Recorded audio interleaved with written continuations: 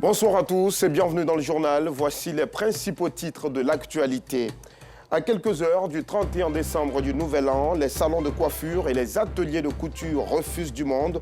Les clients se bousculent dans les salons, mais avec une grosse inquiétude. Leurs tenues seront-elles prêtes pour la fête? Nous le verrons dans ce journal. Et puis, l'état de santé de l'ancien pape Benoît XVI inquiète le pape François et toute la communauté chrétienne mondiale. Âgé de 95 ans, l'ancien souverain pontife est gravement malade. Le pape François lui a rendu visite et annoncé qu'il prie pour son prédécesseur. Voilà pour le sommaire. Vous faites toujours bien de choisir RTI2 pour vous informer. On commence tout de suite par le chapitre consacré aux fêtes de fin d'année. Les préparatifs d'ailleurs vont bon train. Certains Ivoiriens ont décidé de passer les fêtes au village, tandis que d'autres entreront dans la nouvelle année en compagnie de leur famille ici à Abidjan. Mais il y a une catégorie qui nous intéresse aussi, ce sont ces Ivoiriens qui ont décidé d'entamer le nouvel an dans l'adoration.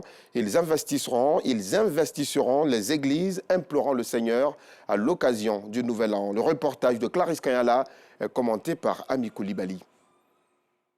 Cette année, Anthony a résolu de célébrer le nouvel an en famille avec ses 4 enfants. Député maire de Ouragayo, il lui est difficile de passer du temps avec sa famille. Le Nouvel An est une occasion pour lui de resserrer les liens familiaux. Toute la famille, on a décidé d'être aujourd'hui en famille pour échanger de façon conviviale. Ils vont inviter leurs amis et tout ça. Quand on parle des fêtes de fin d'année, c'est d'avoir une fête familiale. Depuis Noël jusqu'au 1er janvier et tout ça, c'est très important qu'on soit en famille. Parmi ses enfants, Kylian, âgé de 14 ans, vient d'arriver des États-Unis. Il n'a pas vu sa famille depuis maintenant 5 ans. Je vois mes frères, mes soeurs, toute ma famille, ma maman. Parce que ça fait très longtemps que je ne les ai pas vus. Cette fin d'année, chacun selon sa préférence, choisit le cadre qui lui sied pour passer des moments inoubliables. Pour Tiokoura, faire un voyage à Yamoussoukro est la meilleure option pour célébrer le Nouvel An, comme la plupart des voyageurs dans cette gare de la commune d'Adjamé. Là, nous partons pour les fêtes de fin d'année sur Yamoussoukro. C'est pour changer un peu et puis passer les moments de fin d'année en famille que nous trouvons la chose la plus idéale.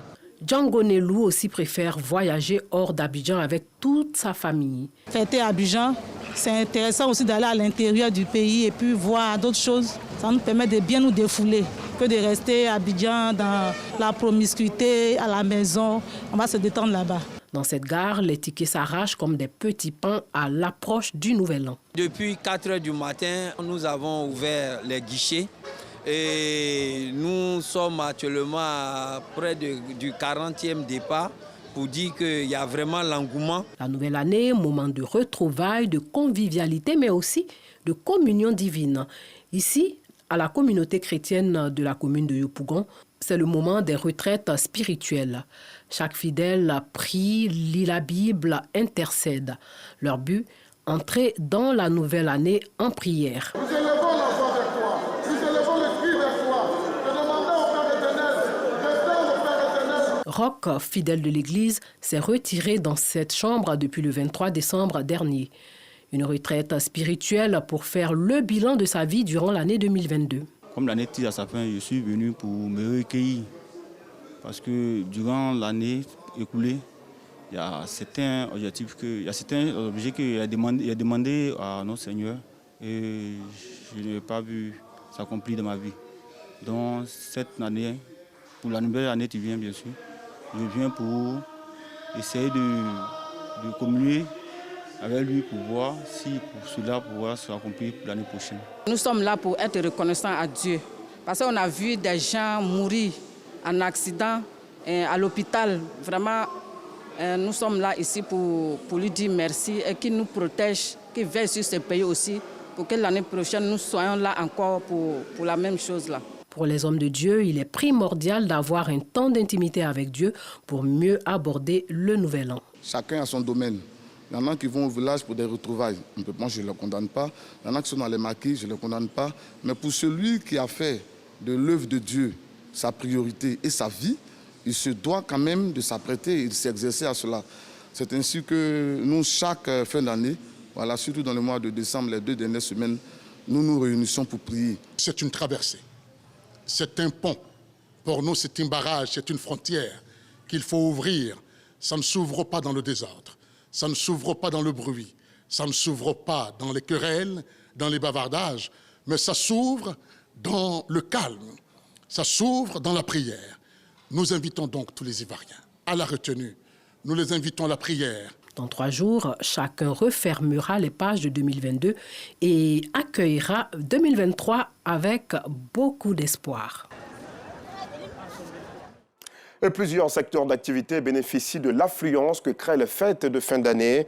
Dans les salons de coiffure et les ateliers de couture, c'est l'effervescence en ce moment.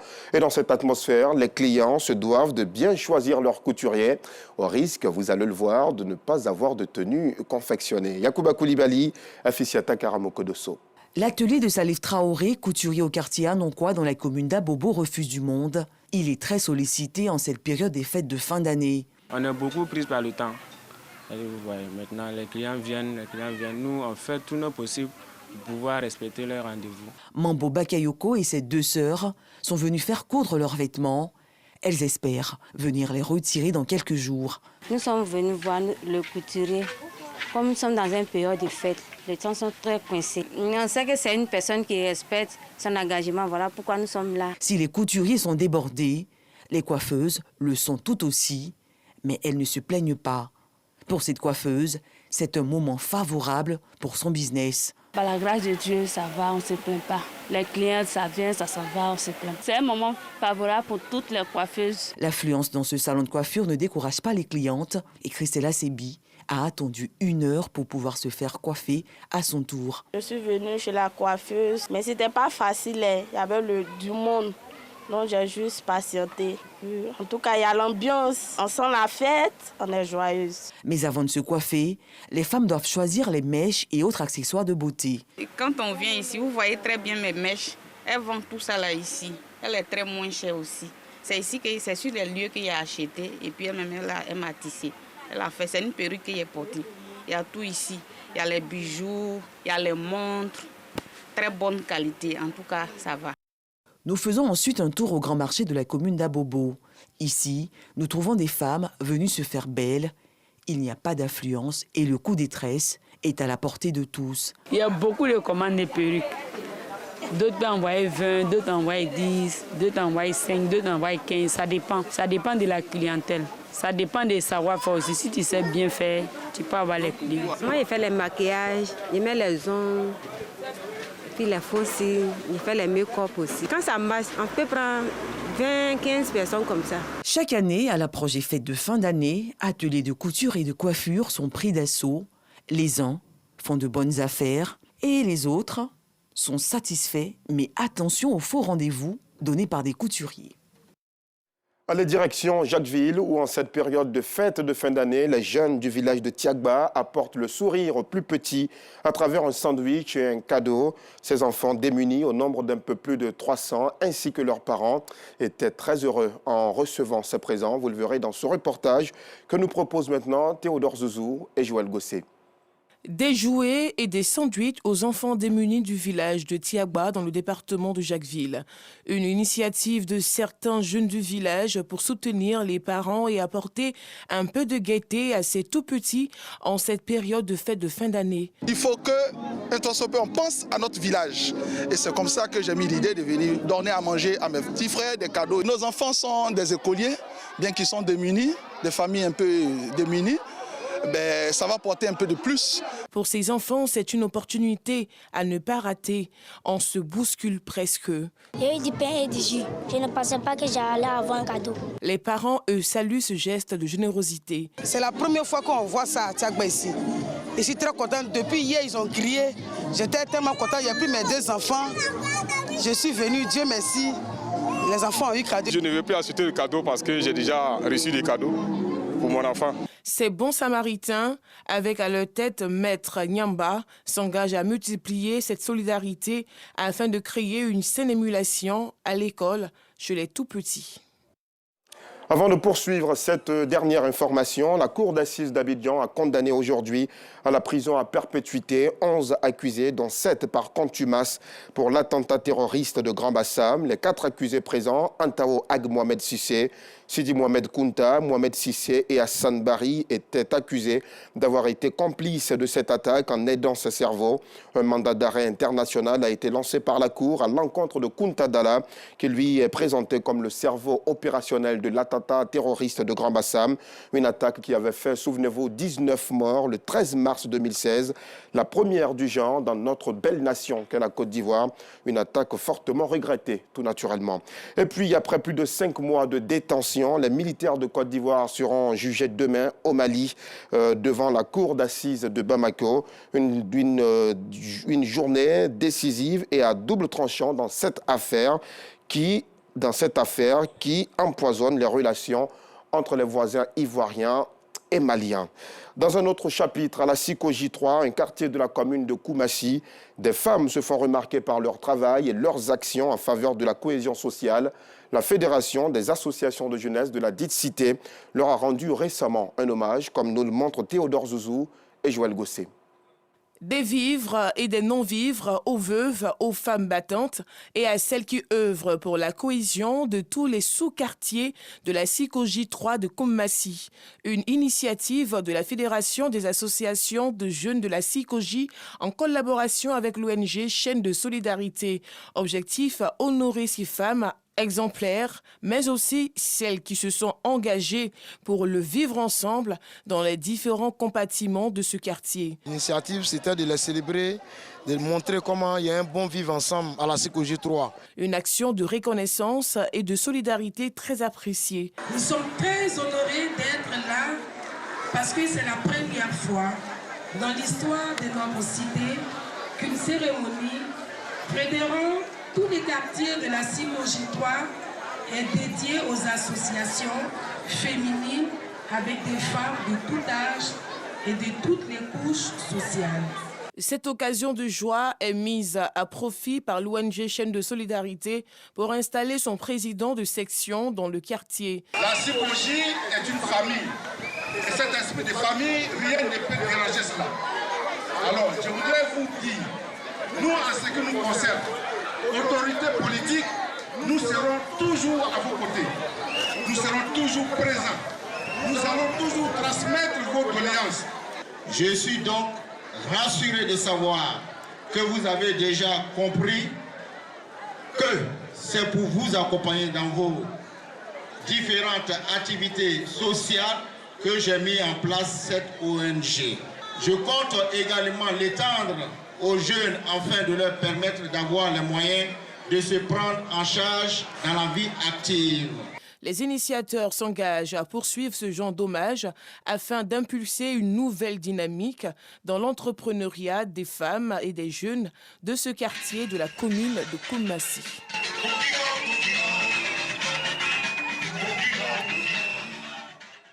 La question de l'employabilité des jeunes dans le secteur du tourisme était au cœur de la 6e édition d'Apérotourisme 225.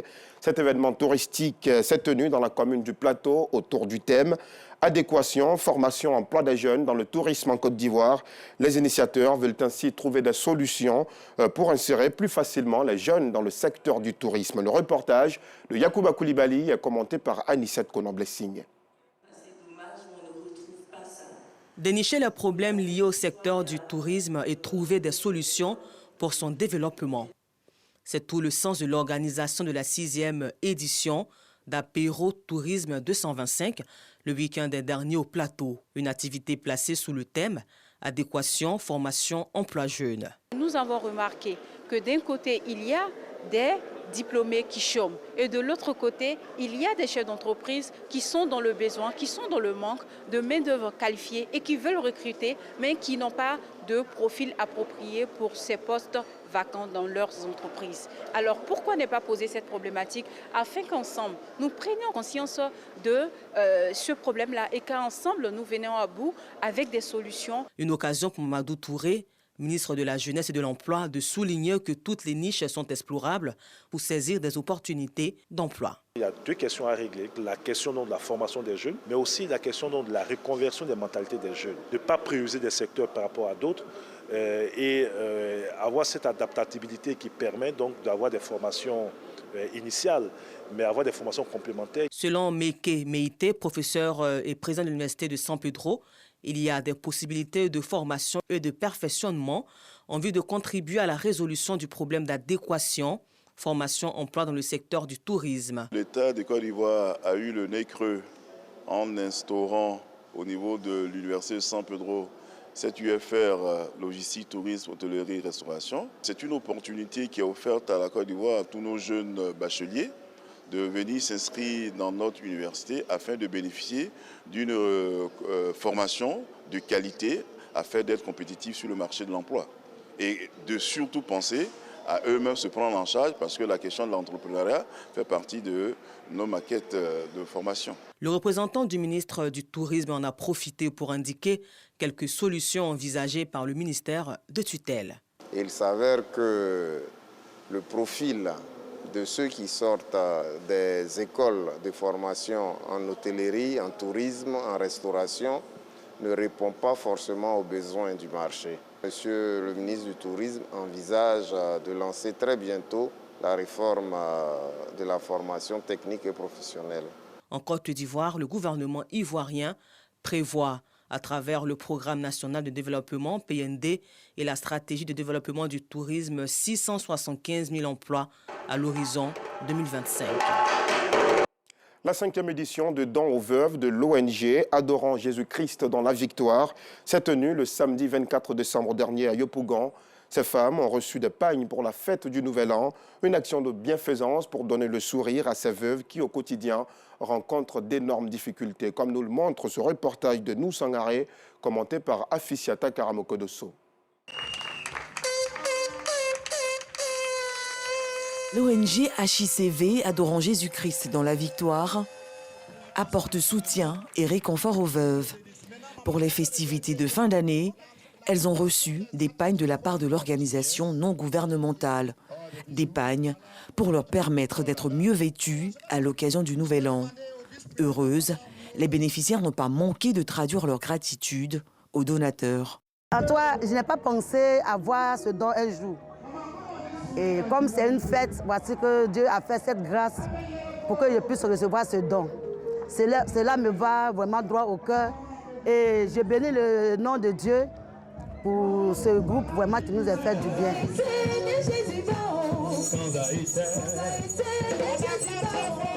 Cette action de solidarité en faveur des veuves, qui est à sa 5e édition, est placée sous le signe de la grâce et la faveur divine. Selon Youssouf Silla, président fondateur de l'organisation, ce geste de bienfaisance vise à donner le sourire à ces femmes qui rencontrent au quotidien de nombreuses difficultés. À l'initiative de cette œuvre sociale, l'ONG Adorant Jésus-Christ dans la victoire promet de faire mieux l'année prochaine pour respecter les principes des Saintes Écritures, notamment assister, visiter, donner aux veuves et aux orphelins.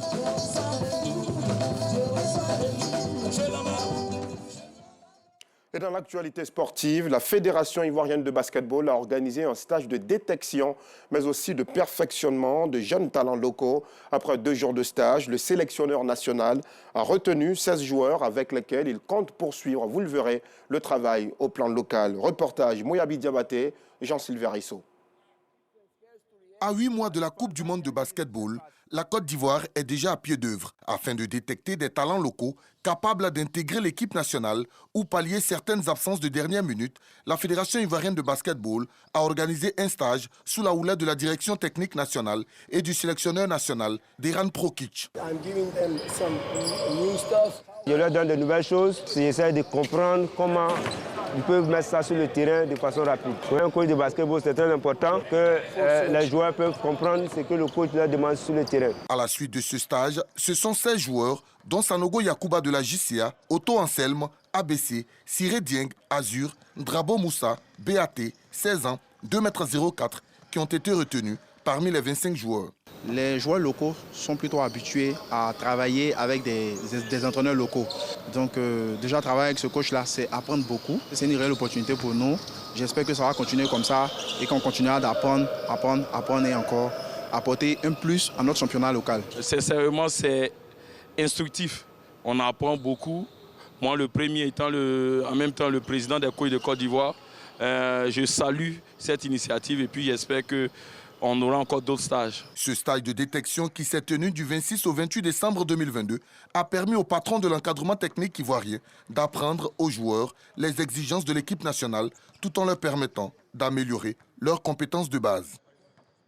Et puis nous vous le disions en titre, l'état de santé de l'ancien pape Benoît XVI inquiète le pape François et toute la communauté catholique chrétienne mondiale. Âgé de 95 ans, l'ancien souverain pontife est gravement malade, mais selon le directeur du service de presse du Saint-Siège, Matteo Bruni, la situation reste pour l'instant sous contrôle, suivie en permanence par les médecins. Le pape François lui a rendu visite et annoncé qu'il prie pour son prédécesseur. Merci de l'avoir suivi, c'est la fin de cette édition. Rendez-vous avec l'information à 12h30 demain. Quant à moi, on se retrouve demain soir, si Dieu le veut.